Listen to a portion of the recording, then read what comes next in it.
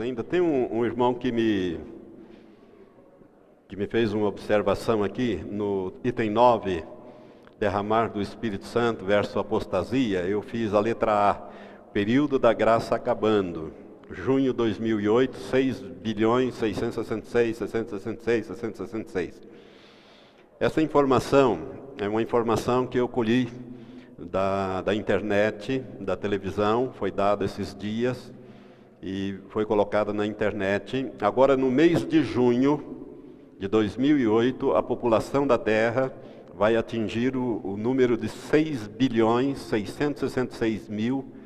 Né? Agora, se não me engano, era para o dia 8 de junho atingir essa cifra aí. Dia 8 de junho iria atingir esse número, que é um número do homem. Não sei se os irmãos percebem, o 6 é o número do homem. Na numerologia bíblica, o homem foi criado no sexto dia, tem muito a ver com o homem. Tanto que o número do anticristo, ou da besta, é 666, né? Então, o período da graça está acabando. Isso eu estou falando, irmão, porque tem muita gente, tem muito pastor que não entende isso.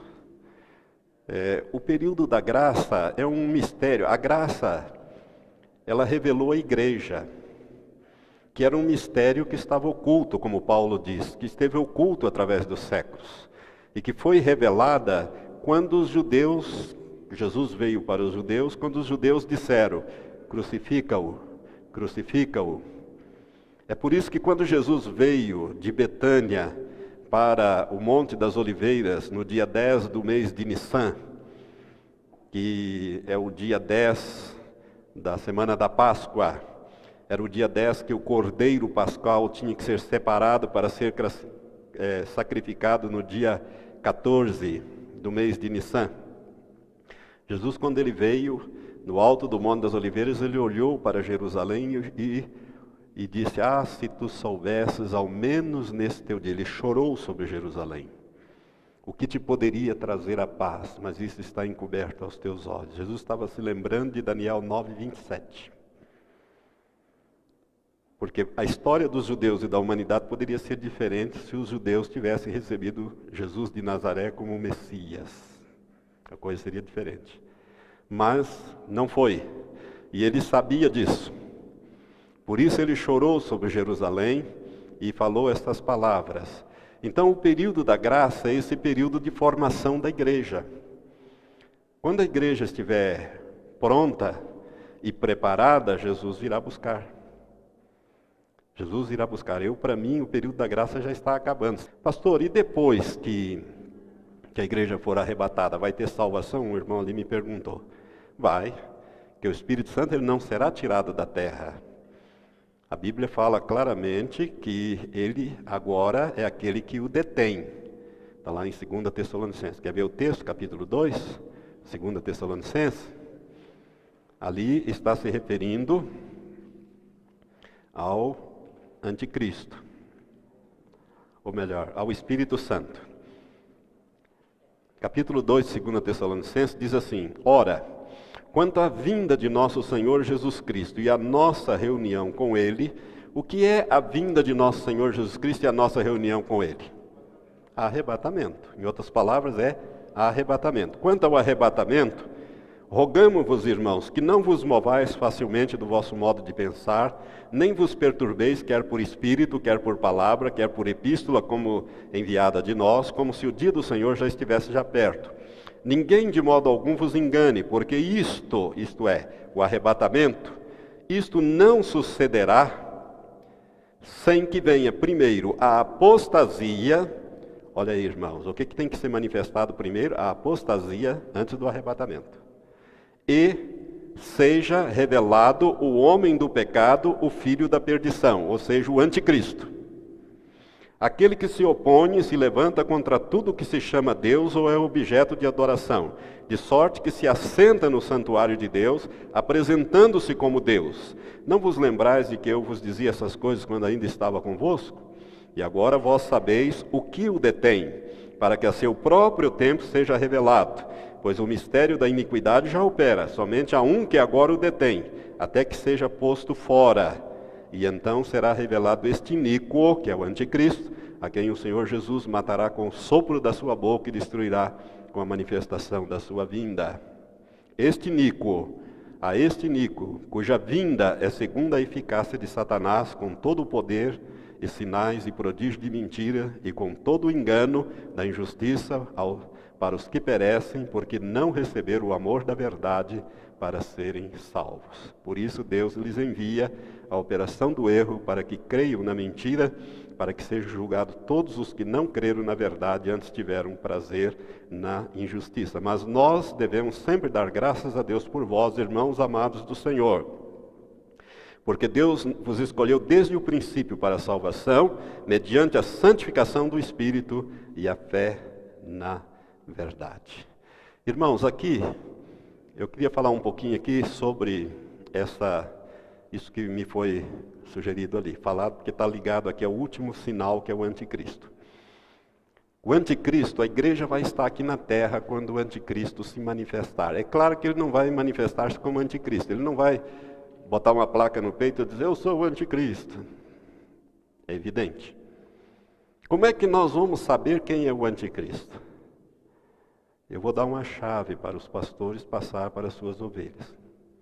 O homem que estiver à frente de uma confederação de nações, de 10 nações, no final serão 10, na Europa, governando a Europa, e fizer um tratado de proteção, de paz e proteção de Israel, esse homem é o anticristo. Não tenha dúvida disso.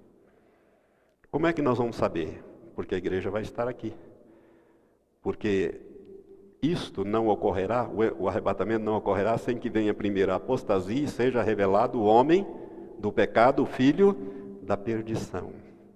Então a igreja vai estar aqui quando ele fizer esse tratado para durar 7 anos. Mas na metade desse período de 7 anos, ele quebra esse tratado e ele vai autorizar a construção do templo. Por quê? Porque ele vai profanar o templo. Não existe templo hoje para ser profanado. Então o templo terá que ser reconstruído para depois ser profanado por ele. O terceiro templo terá que ser reconstruído para ser profanado. Ele vai se assentar e vai se apresentar como Deus. E aí começa a grande tribulação. Por quê? Porque ele vai exigir ser adorado como Deus. E o judeu, por mais poderoso que seja um homem, ele jamais adorará um homem como Deus.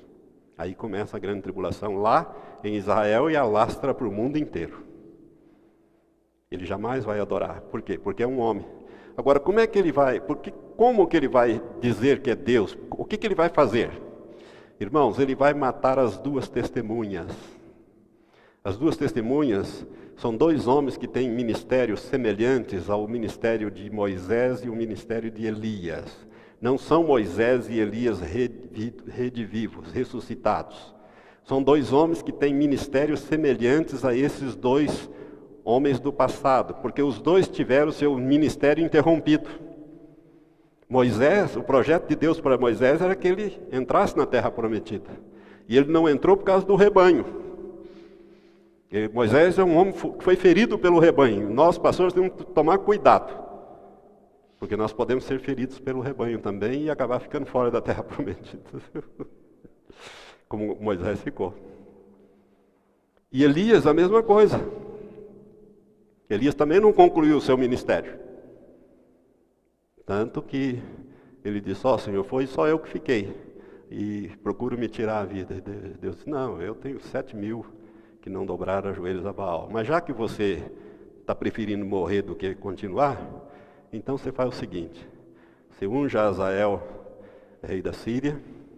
Vai lá e unge Jeú, rei de Judá, ou rei de Israel. E unja Eliseu, profeta, no teu lugar. E eu vou te levar. Teve o ministério interrompido. Cuidado, irmãos. Até com a oração que nós fazemos, hein? Até com a oração que nós fazemos. Elias era um tremendo homem de Deus. Mas Deus antes mostrou para ele, né? Que ele não precisava ter fugido de Jezabel. Quando Deus dá aquela demonstração ali, e ali no Monte Horebe. O Monte Horebe é o Monte Sinai, não sei se você sabe, é o mesmo monte. Horebe ou Sinai é o mesmo monte. Deus apresenta ali, a Bíblia diz que passou um vento que despedaçava as rochas. Você já pensou um vento que rachava pedra? Eu conheço lá, eu subi o Monte Sinai. São pedras enormes. Um vento para despedaçar pedra, mas o Senhor não estava no vento. Um terremoto, mas o Senhor não estava no terremoto. Um fogo, mas o Senhor não estava no fogo. O que Deus estava querendo falar para Elias? Elias, você poderia... Não era Deus que estava no fogo. Deus não era fogo, nem terremoto, mas era o poder de Deus ali. E Elias poderia ter usado o poder de Deus para resolver aquela situação. Mas ele fugiu. Então toma cuidado, irmãos. O que eu estou querendo dizer então aqui para os irmãos? Que o período da graça está acabando. E quando o período da graça acabar, pastor? A igreja, ela vai ser levada. O Espírito Santo, irmãos, ele está em todos os lugares, ele é Deus. Ele não vai ser levado como alguns ensinam. Ele vai com a igreja sim, mas ao mesmo tempo ele fica aqui. Agora, o que esse texto diz é que ele será colocado de lado. Hoje ele detém o anticristo. A operação do erro já manifesta, aqui diz aqui o versículo, e agora vós sabeis o 6, sabeis o que o detém, para que a seu próprio tempo seja revelado, pois o mistério da iniquidade já opera, somente há um que agora o detém, até que seja posto de lado, e então será revelado este iníquo, que é o anticristo. No período da tribulação, da grande tribulação, haverá salvação, o que não haverá é a igreja. Não haverá igreja, a igreja foi levada. Então os que ficarem por aqui, os que se converterem, os que não estavam preparados, porque Jesus, quando ele fala do sermão profético, ele vai continuando ali no capítulo 25, ele conta 3 parábolas. E a parábola das 10 virgens deixa bem claro, a essência dela está no versículo 10 de Mateus 25. Quando Jesus disse, aquelas que estavam preparadas, entraram com ele nas bodas, as outras ficaram. Não foram lançadas às trevas exteriores, não foram lançadas em lugar nenhum, ficaram para trás. Quem que foi? As que estavam preparadas. A igreja que vai ser levada, irmãos, é uma igreja madura, madura espiritualmente. Se a cabeça é madura, e a cabeça é Cristo, o corpo tem que ser maduro, não pode ser criança, espiritualmente falando. Porque nós formamos uma unidade com o Senhor. Hoje a cabeça está no céu, o corpo está na terra. Por isso que nos foi dada a autoridade de pisar cabeças de serpentes e escorpiões. Porque a gente pisa com o corpo, não é com a cabeça, a gente pisa com o pé. A igreja. Mas a cabeça, o corpo, irmãos, que vai ser levado é um corpo maduro. E maturidade não quer dizer anos de igreja. Porque tem crente que tem 20 anos de igreja e é crente carnal. O que é crente carnal? Que produz obras da carne, Gálatas 5, a partir do versículo 16, 19, está ali, obras da carne. O que a Bíblia fala sobre obras da carne? Crente carnal? Diz que não herdarão o reino de Deus, menos ainda o corpo de Cristo. Não entra nem no reino os que tais coisas praticam. Então nós temos uma responsabilidade muito grande de ensinar nossas igrejas, nossas ovelhas, que é coisa muito séria. Cristianismo é coisa muito séria, não é um oba-oba, não. Sabe, irmãos, às vezes a gente vende muito barato a graça. A graça, ela é muito cara para Deus. Ela é barata para nós porque ela não nos custou nada. Mas para Deus ela custou o que Ele tinha de melhor, vamos dizer, tudo. E o período da graça vai acabar. E depois, pastor, vai haver salvação? Vai, mas não mais será pela graça. Eu vou mostrar isso dentro da Bíblia. Abra em Lucas, Evangelho de Lucas, para você nunca esquecer disso.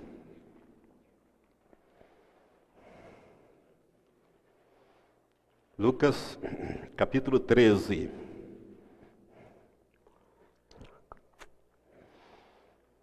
Jesus está aqui no final já do seu ministério.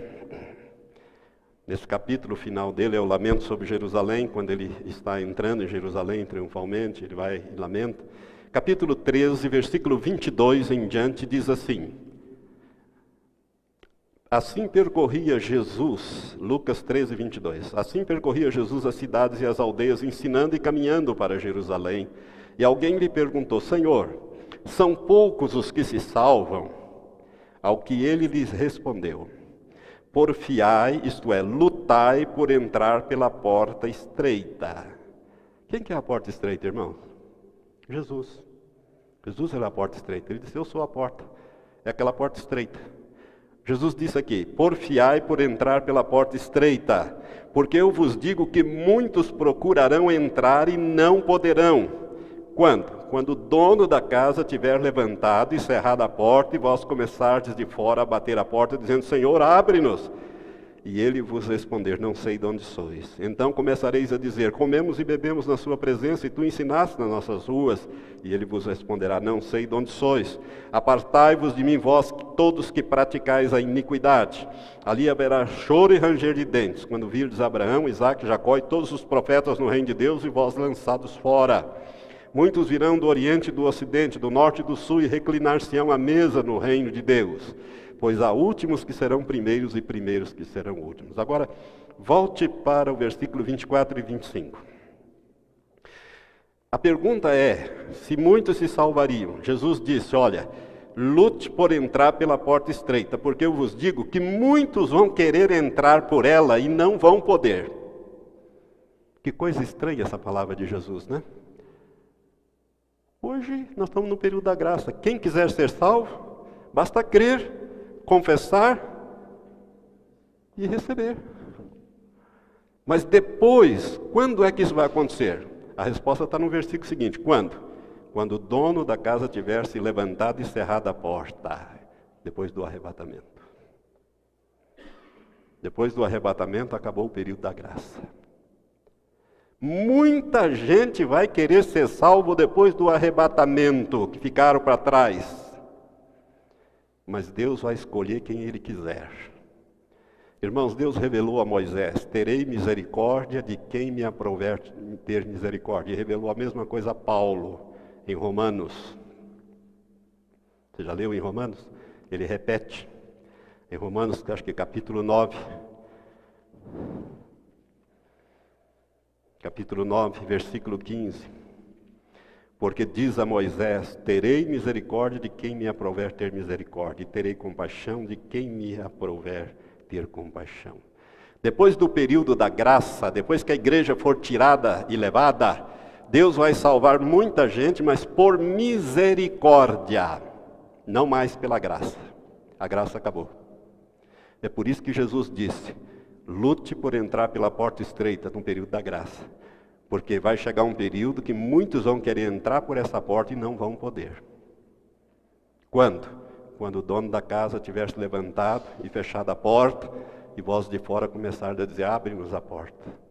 Deus vai salvar quem Ele quiser. Eu acredito que Deus vai salvar muitos católicos piedosos, muitos espíritas, muita gente que estava buscando o Senhor, e vai rejeitar aqueles que ouviram a palavra do Senhor e não quiseram nada com o Senhor. Porque Ele vai escolher quem Ele quer salvar. Terei misericórdia de quem me aprouver ter misericórdia. O período da graça acabou. Gostaria que você meditasse nisso. Você pode até não concordar comigo, mas pense nisso. Pense nisso. Sabe, irmão, isso é coisa séria. Porque muita gente vai ficar para trás. Alguns salvos, porque não estavam preparados. Vão ficar para trás para ser purificados na grande tribulação. Vão herdar o reino, sim, mas vão passar pela grande tribulação. Outros vão ser salvos durante a grande tribulação. Agora, durante a grande tribulação não é mais período da graça. A graça é a igreja está completa, já foi. Acabou. Agora Deus vai salvar por misericórdia. Ele vai ter misericórdia de um e não vai ter misericórdia do outro. Ele escolhe. Hoje não. Hoje Deus salva a todos, com exceção daquele que blasfema contra o Espírito Santo. No mais, todos têm a chance de ser salvo, né? Deus vai escolher, Ele conhece o coração, vai ver o coração da pessoa. Se a pessoa estava buscando Ele no lugar errado, Ele vai usar de misericórdia com essa pessoa e vai salvar essa pessoa, vai colocar no reino dEle, não no corpo de Cristo, porque o corpo já foi. Porque quando eu ensino, irmãos, sobre o arrebatamento da igreja, eu mostro que há diferenças. Assim, essas diferenças elas têm muito a ver com galardão.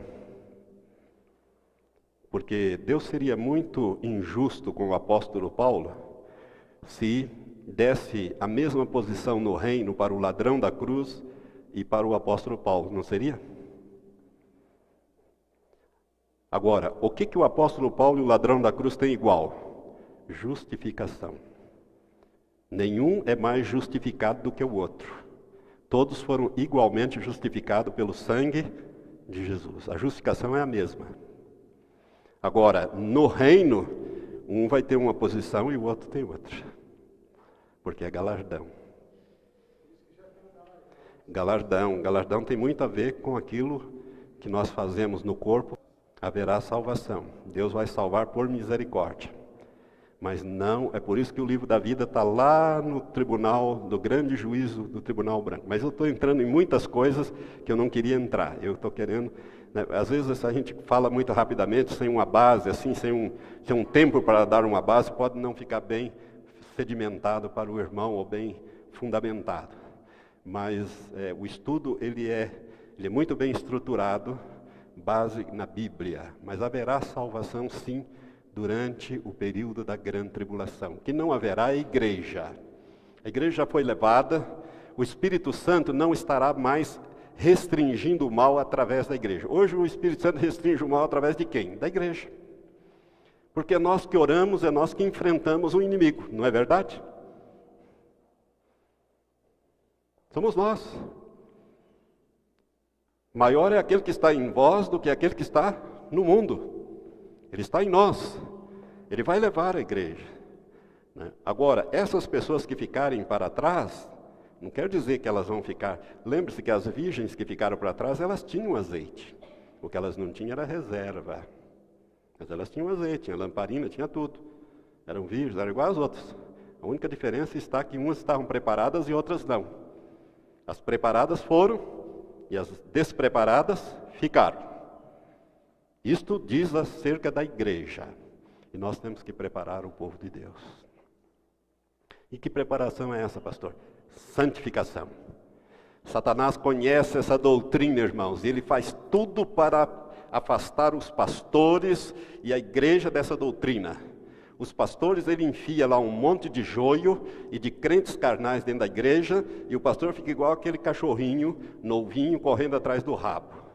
Tinha assim, dando volta assim. Né, correndo atrás de crentes carnais. O crente carnal é aquele que mais dá trabalho dentro da igreja. Como é que eu sei que um crente é carnal? É só olhar, ver se ele está produzindo obras, fruto digno de arrependimento. Ou não. Se ele não tiver, é porque ele é crente carnal. Ele não deixa o Espírito Santo. Ele é nascido de novo? É. Mas ele não deixa o Espírito Santo trabalhar nele, limpá-lo, escoimá-lo, moldá-lo na imagem de Jesus. É aquele crente cheio de alma. Ele pode ter 20, 30 anos de igreja, mas a estatura dele é criança. Esse vai ficar para trás na grande tribulação. Vai passar pela fornalha, mesmo sendo nascido de novo. É claro, aquelas virgens, todas elas tinham o azeite, que é o símbolo do Espírito Santo. Não, eram 5 virgens, eram 10 virgens e todas elas tinham. Sabe, irmãos, esse ensino é preciso tomar cuidado, né? É por isso que eu não gosto muito de entrar nele sem entrar propriamente no ensino. Eu estou querendo passar para os irmãos de que depois do arrebatamento da igreja haverá salvação. Só que não será mais pela graça, ela será por misericórdia. Sim, pastor. Sim. Tudo igual. A única diferença é que umas tinham reserva de azeite e outras não. As lamparinas delas estavam apagando todas.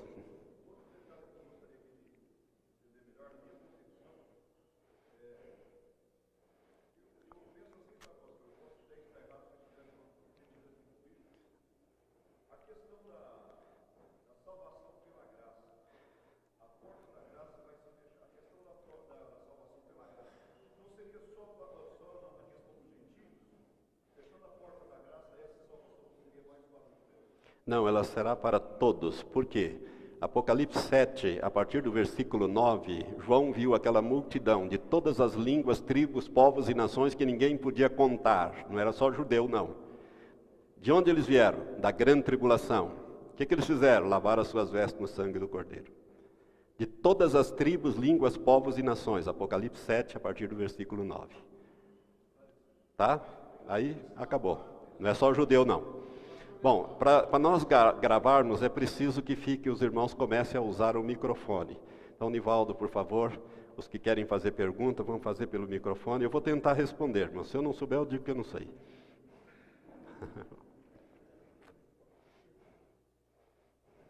Pastor Marcelo. Eu gostaria de tirar o foco da grande tribulação. A primeira é uma pergunta para saber se algum pastor, algum colega já ouviu falar. A respeito da multiplicação e da iniquidade, eu recebi um e-mail recentemente e vi, quando estava fora do país, algumas fotos, que na Coreia se comercializa abortos, fetos em supermercado, e as fotos trazem isso, eles comendo, assando, grelhando. Isso, eu recebi esse e-mail também. Segunda observação, o senhor, no início da manhã, o senhor falou a respeito da igreja governar com Cristo no milênio. Disse que seria para um novo momento. Eu só gostaria se teria uma pincelada só de podermos dizer como se daria o governo da igreja com Cristo no milênio. Bom, irmãos, o milênio, como eu disse, é um estudo muito longo, é um estudo bem detalhado e maravilhoso. Entretanto, o que eu quero dizer é o seguinte, que a igreja será levada, depois ela voltará com Cristo e travará a batalha do Armagedon junto com os anjos, Cristo, e estabelecerá o reino milenial de Cristo. Uma vez estabelecido o reino milenial de Cristo, Jesus governará a partir de Jerusalém, e a nossa morada será na Nova Jerusalém, que vai ficar estacionada como uma cidade. Ela é um quadrado perfeito, ela é um cubo, né? Ela tem 2.612 quilômetros em todas as direções, altura, profundidade e largura, e ali é que vão morar os santos. Nós não estaremos mais sujeitos a tempo e espaço. Como Jesus, quando ele ressuscitou, ele tinha um corpo em que ele aparecia e desaparecia. Nós a mesma coisa. Nós vamos estar governando a terra com Cristo. Por quê? Porque a Bíblia fala isso no livro do Apocalipse. Aquele que vencer, eu lhe darei autoridade sobre as nações e as regerá com vara de ferro. Apocalipse capítulo 2. Né? E nós vamos reger, juntamente com Cristo, as nações com vara de ferro. O governo de Cristo não vai ser um governo fácil, não. É um governo em que muda tudo. Os valores mudam todos. Por isso que eu disse que não vai ter futebol, campeonato, Olimpíada, nada que glorifique o homem. Só o que glorifica a Deus. E as pessoas que entrarem vivas no milênio, elas vão entrar com a sua natureza caída, inclinada ao pecado. A grande diferença é que elas não terão a tentação, o tentador, porque Satanás e os demônios serão presos e lançados no abismo durante o milênio. Então elas não terão tentação e tentador. E o mundo vai mudar completamente. Quem vai estar mandando é a igreja. E os anjos estão aqui. Jesus será visto visivelmente por todas. Totalmente. Como Jesus foi visto quando ele ressuscitou. Nós vamos governar. Eu não sei quem que vai governar o Brasil. Né? Vai ter um governante do Brasil, os governantes dos estados, os governantes de Umuarama, né? Os governantes, vai ter, são os príncipes do Senhor.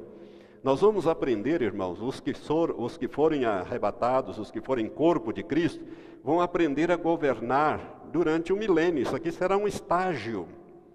Nada mais do que isso. Depois nós vamos governar o universo de Deus. Deus não estava aí criando porque não tinha nada para fazer. Se você olhar a Terra é um minúsculo planeta num sistema solar pequenininho, numa galáxia pequena também.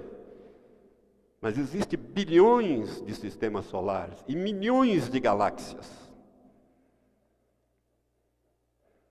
Nós vamos governar tudo isso aí. Agora, como vai ser? Só Deus é que sabe. Mas nós vamos aprender a governar aqui, durante o milênio. E ele comprou homens de todas as tribos, línguas, povos e nações e os fez reis e sacerdotes. Uns serão reis e outros serão sacerdotes. Esse é o meu entendimento. Assim como Moisés não era sacerdote, Moisés era rei. Mas Arão era sacerdote, não era rei. E os dois eram irmãos, da mesma tribo. Moisés não era sacerdote, mas ele estava numa posição superior. Jesus é rei, é sacerdote e é profeta. Esses 3 ministérios, não é isso? Mas ele comprou homens e os fez reis e sacerdotes. E eles reinarão sobre a terra. Nós vamos aprender a governar aqui. Como Deus governa, como é que Ele quer que governe. Vamos aprender aqui, né? Aqui o governo não vai ser fácil, não, irmão. Vai ser com vara de ferro. Toda essa resistência vai ser quebrada. Não vai ter profecia. Porque a Bíblia fala que no milênio, se alguém profetizar, seu próprio pai e a sua mãe o atravessarão. Porque ele está profetizando mentira. Todos vão conhecer o Senhor. Porque a terra se encherá do conhecimento do Senhor, assim como as águas cobrem o mar. Nós vamos conhecer Jesus face a face. As pessoas eles vão receber Jesus como Senhor no milênio, não como Salvador, como Senhor. Ou recebe ou rejeita. O senhorio de Cristo. Às vezes nós falamos muito da salvação, quer receber Jesus como Salvador, mas não falamos que tem que receber Jesus como Senhor. Aonde está na Bíblia? Onde você acha na Bíblia que você pode dizer para a pessoa que ela deve receber Jesus como Salvador? Me mostra, eu não conheço. Mas está cheio de texto que diz que nós temos que receber Jesus como Senhor. É receber. Receber o senhorio dele em cima de nós. Se você receber Jesus como Senhor da sua vida, você vai fazer parte do reino dele. Porque não vai haver um outro Lúcifer lá no céu, não. Um só. Não vai haver outro, não. De jeito nenhum. Aliás, o livro de Isaías diz que o lago que arde com fogo e enxofre, que é o lugar onde vão toda essa gente para lá vai ser um horror para toda a carne. Só saber o que está acontecendo lá, nós vamos saber as coisas, né? Quer dizer, vamos ter conhecimento dessas coisas. Acho que deu mais ou menos, né, pastor? Outra pergunta? Pastor, é sobre o anticristo. O senhor colocou aqui uma dica para nós, de que o anticristo seria alguém que estaria à frente de 10 nações. Uhum. O senhor tem uma base para isso? Sim, um pouco mais palpável? Sim, uma base bíblica, né? Daniel capítulo 7 fala, é o capítulo mais importante do Antigo Testamento, é Daniel capítulo 7, onde nós temos ali a visão dos 4 animais simbólicos, depois a visão do ancião de dias e do Filho do Homem, que é Deus e Jesus Cristo, depois é interpretado tudo isso aí, né? E ele pega então desde os tempos do rei Belsazar da Babilônia até o milênio, até o início do milênio. Aliás, até a eternidade. Então nós temos ali o seguinte, que esse pequeno chifre aqui do capítulo 7, versículo 8, diz assim, esse é o anticristo. Eu considerava os chifres, e eis que entre eles subiu outro chifre pequeno, diante do qual 3 dos primeiros chifres foram arrancados. E eis que nesse chifre havia olhos, como os de um homem, e uma boca que falava grandes coisas. Versículo 15. Quanto a mim, Daniel, o meu espírito ficou abatido dentro do meu corpo, e as visões de minha cabeça me perturbaram. Cheguei-me a um dos que estavam perto, e soei dentro da visão. E perguntei-lhe a verdade do significado de tudo isso. E ele me respondeu e me fez saber a interpretação das coisas. E disse: esses grandes animais, que são quatro reis, reis ou reinos. Eu digo reinos por quê? Porque se você olhar para o versículo 23, você vai ver que é reinos. Porque o versículo 23 diz assim: assim me disse ele, o quarto animal será um quarto reino na terra. É reis ou reinos, ok? Tá. Esses grandes animais que são quatro reis ou reinos que se levantarão da terra. Mas os santos do Altíssimo receberão o reino e o possuirão para todos sempre, sim, para todos sempre. Então tive o desejo de conhecer a verdade a respeito do quarto animal, que era diferente de todos os outros, sobre modo terrível, com dentes de ferro, unhas de bronze, o qual devorava, fazia em pedaços, pisava os pés que sobrava. E também a respeito dos 10 chifres que ele tinha na cabeça. Esse quarto animal tinha 10 chifres na cabeça, são esses 10 reinos. 10 chifres aqui, chifre é símbolo de poder, simboliza reinos. 10 chifres, 10 reinos, que aparecem lá em Apocalipse 17. Os 10 chifres que ele tinha na cabeça, e o outro que subiu, diante do qual caíram 3. Então esse outro aí, que é esse chifre pequeno, ele não está entre os 10, ele sobe depois, e derruba 3. Então serão 10 reinos, 3 desses reinos não vão aceitar a direção desse líder que sobe no meio deles, mas não faz parte dos 10. É um pequeno chifre. Ele arranca esses 3, e ele passa a ser o 8º. Está lá em Apocalipse 17. E arranca aqueles 3, isto é, daquele chifre que tinha olhos e uma boca que falava grandes coisas e parecia ser mais robusto do que os seus companheiros. Enquanto eu olhava, eis que o mesmo chifre fazia guerra contra os santos e prevalecia contra eles, até que veio o ancião de dias. Esses santos que ele fazia guerra aqui, são os santos que ficaram para trás na grande tribulação. É a besta, é o anticristo. Ele vai fazer guerra aos santos que ficaram para trás na grande tribulação, aquela parte da igreja que não estava preparada. Irmão, leva esse negócio a sério, estude esse negócio para você ver. Você vai ver que você vai chegar a estas conclusões que eu cheguei. Até que veio o ancião de dias e foi executado o juízo a favor dos santos do Altíssimo, e chegou o tempo em que os santos possuíram o reino. Assim me disse ele: o quarto animal será um quarto reino na terra, o qual será diferente de todos os reinos, devorará toda a terra e a pisará aos pés. Esse é o Império Romano. Aqui está se referindo ao Império Romano, que foi um reino completamente diferente e que durou séculos e séculos. Tinha uma estrutura militar, política, jurídica completamente diferente de todos os reinos anteriores. Esse é o Império Romano. E ele disse assim: será o quarto reino, o quarto animal será um quarto reino na terra, o qual será diferente de todos os reinos, devorará toda a terra e a pisará aos pés e a fará em pedaços, dividindo em províncias. Quanto aos 10 chifres, daquele mesmo reino, Império Romano, se levantarão 10 reis ou reinos, ou estados, e depois desses 10, depois deles se levantará outro, que será diferente dos primeiros e abaterá 3 reis, ou 3 reinos. Proferirá palavras contra o Altíssimo e consumirá os santos do Altíssimo e cuidará de mudar os tempos e a lei. E os santos lhes serão entregues na mão por um tempo, que é um ano, forma hebraica de contar. Um tempo é um ano, tempos 2 anos e metade de um tempo, 3 anos e meio ou 42 meses ou 1260 dias, que é o período da grande tribulação. Então, ali onde é o antigo Império Romano, que hoje forma a comunidade europeia, hoje tem 27 países, mas na fase final serão 10. Aliás, irmãos, 10 países.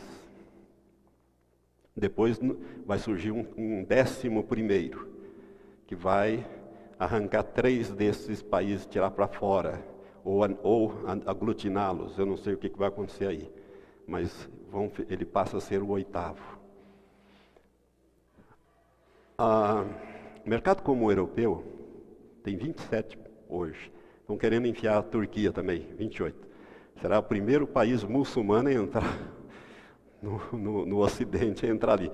Esse negócio já está dando confusão de todo lado. Preste atenção.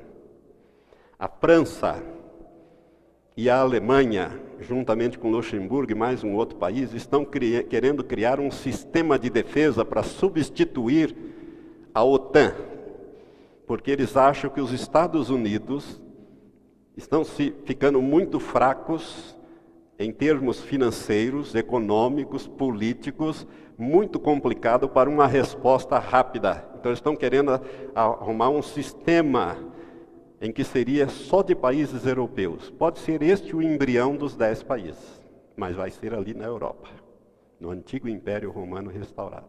Ou pode ser que no final sejam 10 países. Eu não sei como vai ser, mas serão 10. A base são esses 10 chifres aqui de Daniel 7 e Apocalipse 17 também, que fala dos 10 chifres.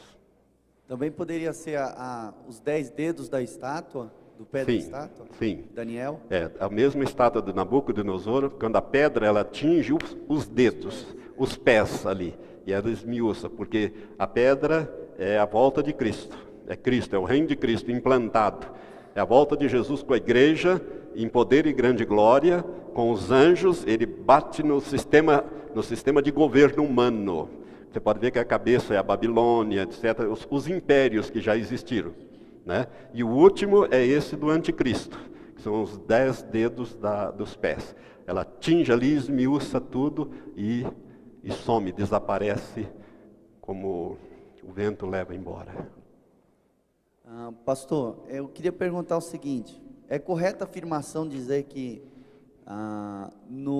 durante a tribulação o evangelho do reino vai voltar a ser pregado, mesmo por João Batista? Seria uma continuação desse evangelho de arrependimento? Olha, eu não sei, tem uns que fazem diferença entre evangelho da graça e evangelho do reino. Eu não sei, irmão, se nós podemos fazer esse tipo de separação. Para mim o evangelho é um só, é a boa nova. É a boa nova da salvação, seja do reino de Deus ou da graça de Deus. Né? Porque uns fazem colocando o evangelho do reino para os judeus, o evangelho da graça para... Mas a Bíblia não fala nesse sentido. A Bíblia fala de um evangelho só. É o evangelho de implantação, vamos dizer assim. Jesus veio pregando o evangelho do reino, né? Porque Jesus falava do evangelho do reino. Agora, que reino é esse? O reino de Deus aqui na terra. Aliás, a palavra de Jesus sempre foi sobre o evangelho, sobre o reino de Deus. Quando ele começou em Marcos, capítulo 1, ele diz: veio Jesus da Galiléia, depois que João foi entregue, anunciando o evangelho, dizendo: arrependei-vos que é chegado a vós o reino de Deus. Ele veio pregando o evangelho do reino. Sempre ele pregou o evangelho do reino, ou seja, o reino de Deus, o reino de Deus. O reino de Deus está dentro de vós, o reino de Deus é como a semente, o reino de Deus é como a pérola de grande preço, o reino de Deus é isso, é aquilo. E depois que ele ressuscitou, naqueles 40 dias, diz Atos capítulo 1, que ele passou aqui na terra falando sobre o reino de Deus. A preocupação dele sempre foi o reino de Deus. E nos ensinou a orar: venha o teu reino. É a implantação do reino de Deus aqui na terra, porque Satanás é um intruso aqui. E ele precisa ser tirado daqui. Ele é como um sem terra aqui. Tá? Pastor, o senhor vê alguma ligação do grupo G8, G10, até que o Lula foi participar na Europa a respeito dessas 10 nações? Existe um grupo, né, na Europa. Sim. Das 8 nações mais ricas, não, as 7 nações mais ricas, mais a Rússia, né?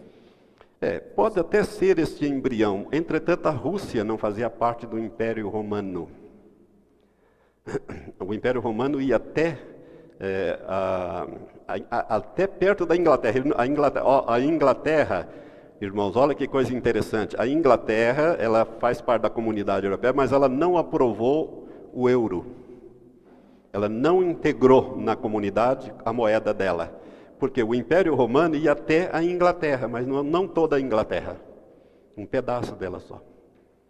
O Império Romano ia. Então, esse Império Romano restaurado, redivivo, é de onde subirá esse homem na Europa. Né? E ele vai estar à frente dessa confederação de nações.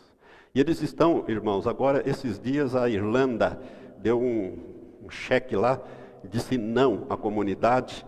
E agora estão todo complicado, eles não sabem bem o que vai fazer, o que vai acontecer com essa comunidade europeia. Essa semana passada, uma notícia que saiu aí, Num plebiscito, a Irlanda disse não. Acho que é Irlanda ou Islândia, um desses. Escócia, é a Escócia. Da Constituição, a Escócia.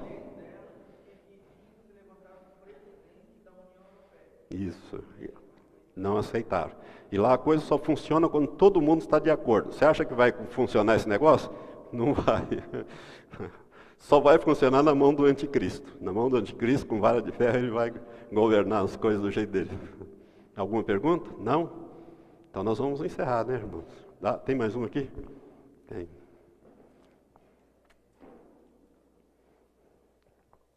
Pastor, voltando lá no princípio, bem no comecinho do nosso estudo aqui, o senhor falou a respeito do nosso governo, nosso presidente, né? Eu não votei, não voto no presidente Lula nunca. Sei. Porém, oro por ele hoje. Sim. Mas a Bíblia diz, falando lá a respeito de quando Satanás tentou a Jesus lá com respeito aos reinos, e a Bíblia diz lá em Romanos 13, né, que não há autoridade que não seja constituída por Deus. E as autoridades que existem Foram constituídas por ele. Queria só um esclarecimento. Só. No meu entendimento, aí nós estamos dentro da vontade permissiva de Deus. Quando o Lula... Eu vou falar isso, irmãos, é uma opinião muito pessoal minha. Ela tem o mesmo valor da tua opinião, ok? Quem sabe a tua vale até mais do que a minha. A sua pode estar até muito mais certa do que a minha. Mas eu, quando vi esse homem assumir o governo, eu cheguei à seguinte conclusão: é para juízo. E agora, quando ele foi reeleito, então, depois de todos aqueles escândalos, aquelas coisas que teria derrubado qualquer governo, e ele foi reeleito com uma estrondosa maioria, eu disse, é para juízo. Então, a medida da iniquidade está subindo, para que haja uma colheita. Eu disse para vocês que Deus é paciente. Ele vai deixando a coisa, mas ele colhe, ele ceifa, ele julga. Não, está respondido, porque eu também acredito dessa maneira. Tá, né? Certo. E eu só queria só um esclarecimento. Tá bom. Obrigado, senhor. Mais alguém quer alguma pergunta? Fala, irmão. Mais ali, Nivaldo, faz favor. Nós já estamos terminando, né, irmão? Nós precisamos 4 horas, nós queremos terminar, dar um lanche para os irmãos e despedi-los em paz de barriga cheia.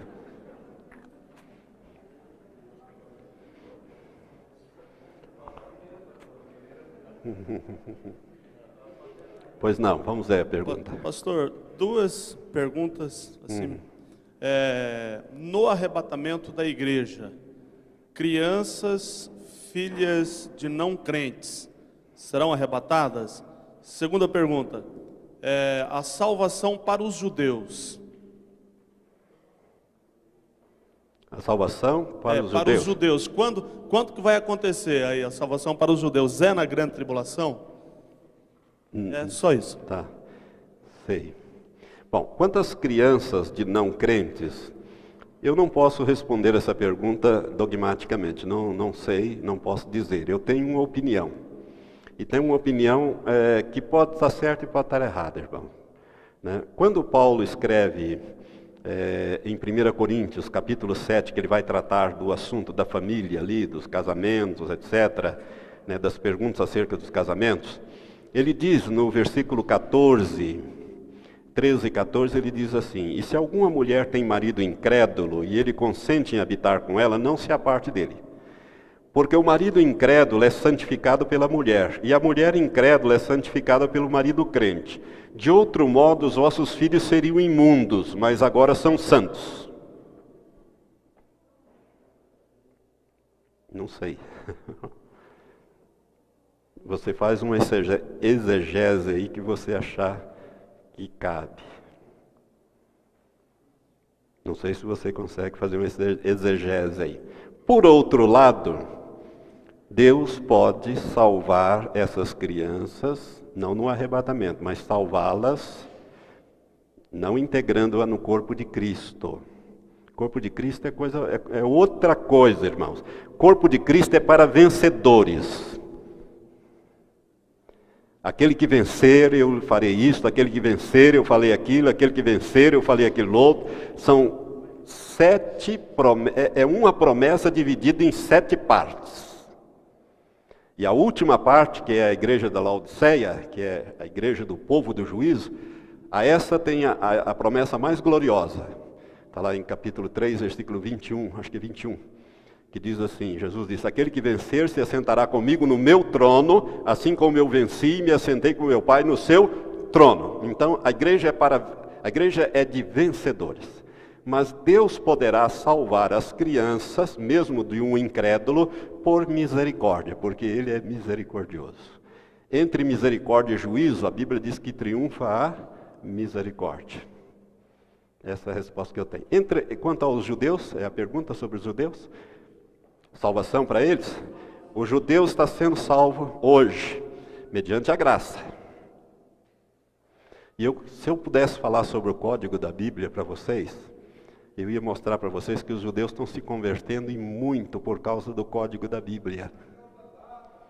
Porque o código da Bíblia, eles descobriram, amém, eles descobriram que Jesus de Nazaré é o Messias. Está dentro da Bíblia.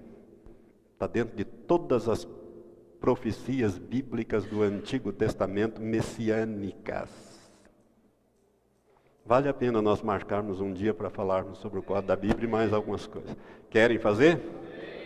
Quando Jesus falou que vinde a minhas crianças, porque elas é o reino dos céus, ele não estava incluindo todas as crianças? Isso, a impressão que nós temos é isso, mais um texto que poderia nos dar essa base de que todas as crianças herdariam o reino dos céus. Agora, veja bem, reino dos céus não é corpo. Corpo é uma coisa, o reino de Deus, irmãos, você pode herdar o reino de Deus em vários níveis, e um deles é o corpo, o mais elevado é o corpo de Cristo. Esse é para os vencedores. Mas tem gente que vai herdar o reino de Deus dentro das bem-aventuranças. Ou não vai? Dentro das bem-aventuranças. Vai ou não vai? O Salmo 37 não diz bem-aventurados os pobres, porque deles é o reino de Deus. E Jesus não falou das bem-aventuranças? Os pobres de espírito, porque deles é o reino de Deus, deles é o reino dos céus, etc, etc, etc. O reino de Deus tem vários níveis. Um deles é a terra. Davi será rei eternamente aqui, depois do milênio. A terra fará parte do reino de Deus, ela sempre fez. Só que nós vamos governar aqui um milênio, depois não. Depois quem vai governar aqui é Davi, os judeus. Mas aí nós já estamos entrando no milênio. Mas vale, viu, irmão? Valeria, sim.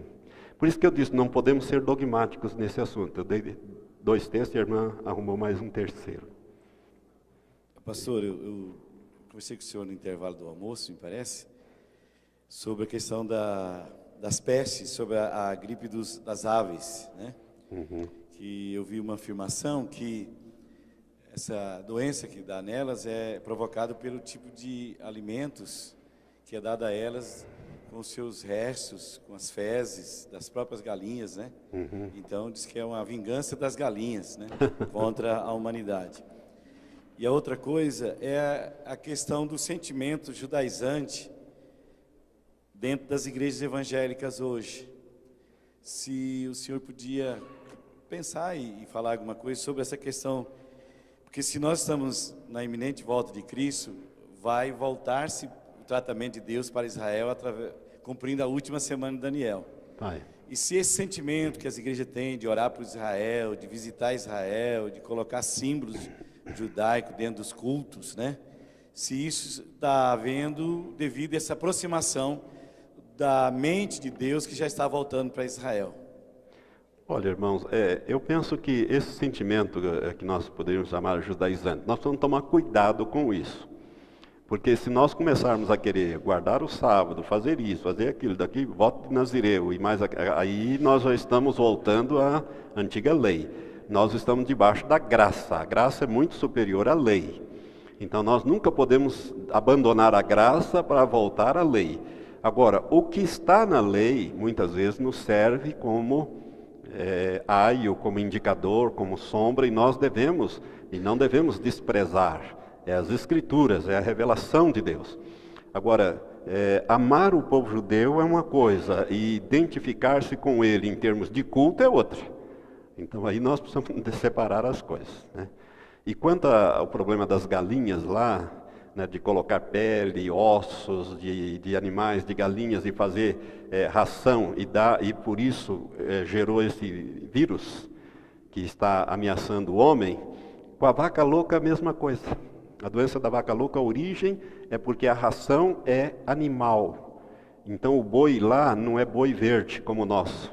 Então a doença da vaca louca que pode passar para o homem tem o mesmo problema, ou seja, a ração, o alimento que o animal come é restos dos próprios animais que vão gerar esse negócio. Deus não mandou comer grama e não carne, bicho, e agora a gente vai comer, né? Então é isso que acontece, ok? Eu acho que nós podemos terminar.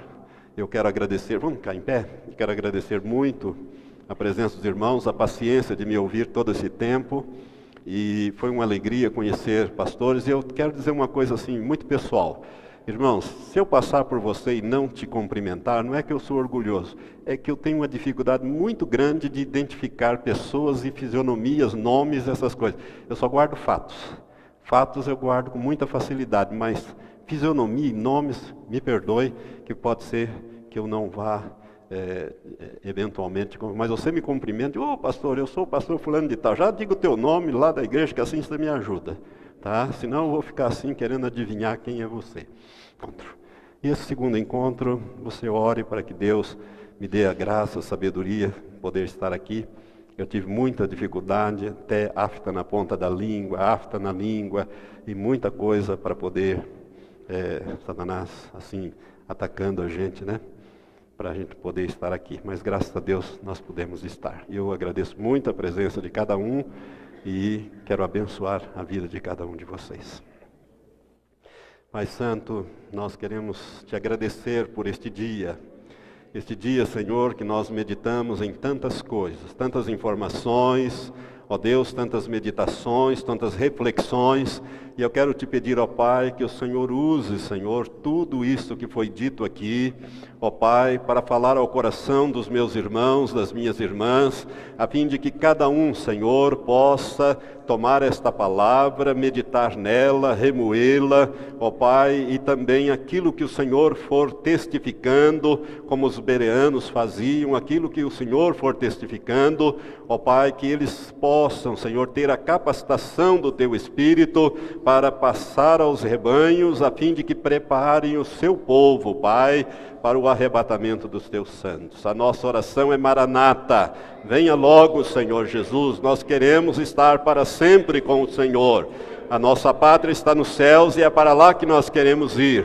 Por isso, vem logo, Senhor Jesus. A nossa oração é Maranata, venha logo, Senhor Jesus. Quero abençoar o ministério, as famílias aqui dos meus irmãos, dos meus companheiros. Ó Pai, guarda cada um na viagem de volta, as suas respectivas famílias, e amplia, Senhor, a visão escatológica de cada irmão, de cada irmã, para que eles possam ser, Senhor, luzeiros e trombeteiros, ó Pai, ser atalaias ali onde o Senhor os tem colocado.